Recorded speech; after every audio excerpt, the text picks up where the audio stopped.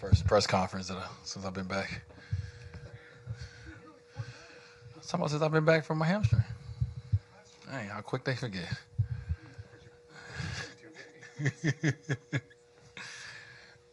Questions? All right, cool.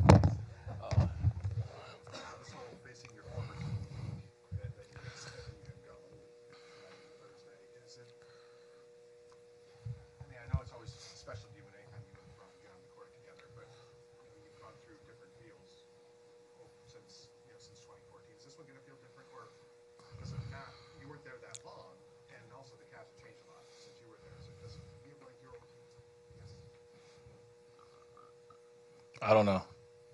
I really don't know. Great question. I really don't know. I guess for me, it'll be a better question I can answer after the game when I get out there. But I don't know. But to answer your first question, it wasn't even a question. I just wanted to answer it. You said about the team tour, the old team tour. We got that almost every night because Wayne Ellington played on like 9 teams. So.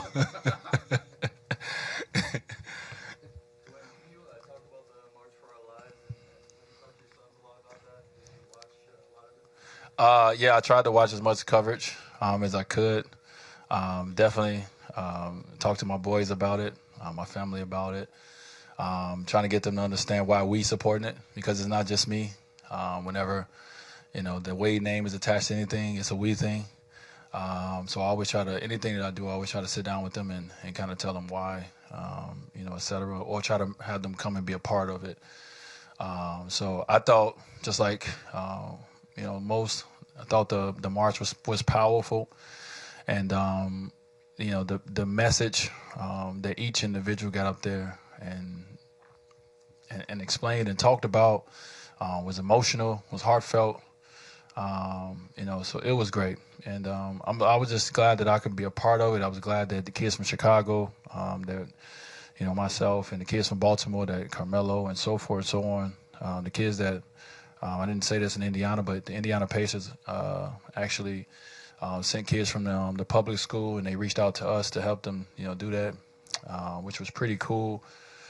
So it was great, overall, that our current leaders, future leaders, voices was heard, and it was a good day. To go along with that, when you've seen LeBron at different points in his career, how has he changed, do you think, like speaking out socially, and do you respect him more for that now that he has a larger voice now maybe than he ever had before? Well, I think as you get older, especially, LeBron has been LeBron James since he was 16 years old. Right? We've all heard of him that long. But as you get more comfortable with yourself, as you have young boys like you have, and you understand your position in their life as a leader, and different things of that nature, you start to continue to understand your what your voice mean for your community, what your voice mean for so many others that doesn't have a voice. I think he's understood. I think he understands that, and he's very passionate about the things he speaks about. And he's very knowledgeable in the things he speaks about. And that's one thing that I think is impressed. Every time he opens his mouth and talk about something that that's happening in the community, or some politics, or whatever the case may be, he's passionate about it, and he's knowledgeable in it as well.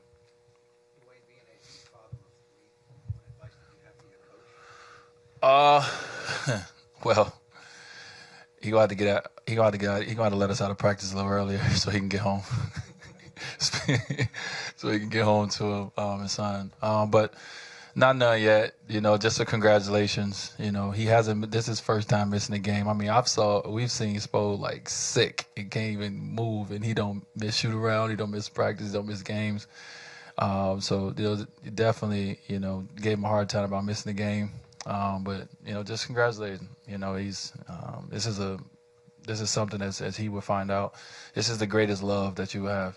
And I can't wait till he experience it.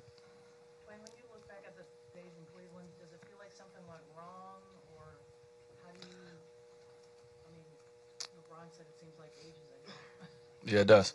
No, I feel like I've done everything that I needed to do. right or wrong, whoever wants to, write about it, say about it. I felt when I was there, I did everything that I needed to do from the standpoint of being a professional, trying to play my best role on the team that with the roster we had, speaking up when it was uncomfortable, and not speaking up at times as well, keeping my mouth shut. So just trying to figure out my role the couple months I was there. And if I had to do it all over again in that same position, I would do it the same way. Why I was there. But obviously when you're away and you get away and you hear different things, you be like, oh, maybe I could have did this different. But I felt I did as good as a job that I could with, coming in and, with a new team and trying to learn things there. So. To the people in Cleveland, it seemed like you leaving was sort of like a bolt out of the blue. I mean, did you feel it coming? No, I didn't.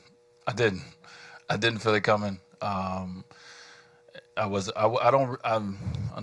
never concerned myself with, maybe because I hadn't had to, but when they talking about trades and everything, you can't control that as a player. So I never put anything into it, because if something's going to happen, you would get the call, and nowadays you would read it on Twitter. So don't even worry about it. So for me, I was just going about my days, and enjoying my teammates, enjoying, the moments we had, and then I got a call, and that was it. That chapter was over.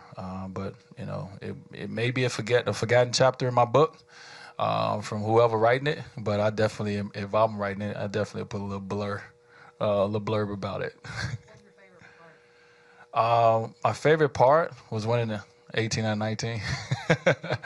That definitely was my favorite part. Was winning when we had it rolling. And the second unit was really clicking, and getting a chance to play with Channing and Kyle and those guys and Jeff, and it was fun. When we had that time. But outside of that, probably the moments away from the game, is your favorite parts. The dinners and.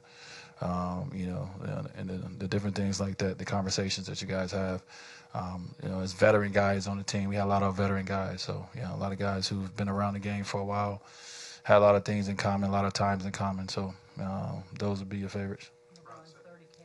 Huh? Yeah, that was special. LeBron getting 30K, being a part of that, it was cool to, that moment, when he hit the shot, you kind of knew he was, everyone knew that he needed one more shot, and so just being on the court, that was cool. LeBron said that the plane didn't work Sunday night to keep you guys from hanging out. That's why you guys had to stay up there so you two couldn't hang out down there. Yeah, we got stuck in Indiana. By the way, it's my second time getting stuck in Indiana this year. So, got stuck in Indiana when I was in Cleveland as well. So haven't seen him. I'll see him tonight. Is this what you have? I know you've been watching, though. Is this as good as you've seen him?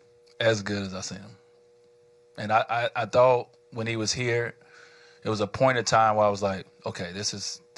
He was shooting about 60% from the field, and I was like, this is the best he's gonna be. Like, this is as good as it gets.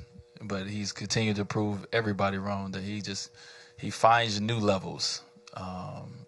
And in his 15th season, to be 33 years of age and to be playing the way he's playing, as consistent as he's playing it, that is as impressive as anything that anybody has ever done. With that being said, how do you guys approach this one tonight, and especially the beginning of what game Wednesday? Well, we approach the game. We come in with our game plan, and you try to execute that, but also understanding that they have the greatest player in the game, and it's not going to be easy. He's not going to, let you just do the things you want to do defensively. But we're a confident team. Especially here at home, we've played very well. So we're looking forward to it. We're looking forward to the energy in the building. We're looking forward to the challenge of this team. Is playing very, very well. They're scoring the basketball at a high clip. So it's definitely going to be a defensive challenge for us, but we're scoring the basketball at a high clip as well. So it should be a good, fun Eastern Conference battle. Dwyane, sorry to change subjects, but for the Clevelanders that got to talk to you since Yeah. your interaction with the Stone and Douglas and everything that's gone on with that, the shooting and so forth. Mhm. How has Well, I mean, I think, for me as a parent, you know, um, coming back here, I think I was back a few days when it happened, and we was on the road. We was in Philly, and I just remember being when I first heard the news, just being afraid, you know, um, and called my kids right away, because I didn't know if they had friends there. I didn't know how they felt because my kids go to school, kind of out that way. So, I think as a parent, it made me as a parent and a citizen of this community, it made me like want to get behind and support and be a part of change and the hopeful of change. As a sports figure, as one of the most recognizable faces, in South Florida, um, you know, it just made me stand up a little bit more, a little taller, and understand what these youth and the city and the state needed from me.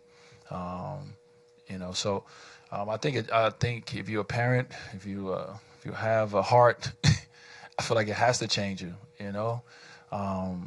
It's because it's a scary. This is, like I said, this is not the first time this has happened. This has happened multiple times. And for me as a parent, like when I send my kids to school, that's the safe place. When they get up in the morning, they go to school. You like every parent's like, now I can get on with my day. And it's just scary to think, how unsafe, it is. So I think it definitely changes you.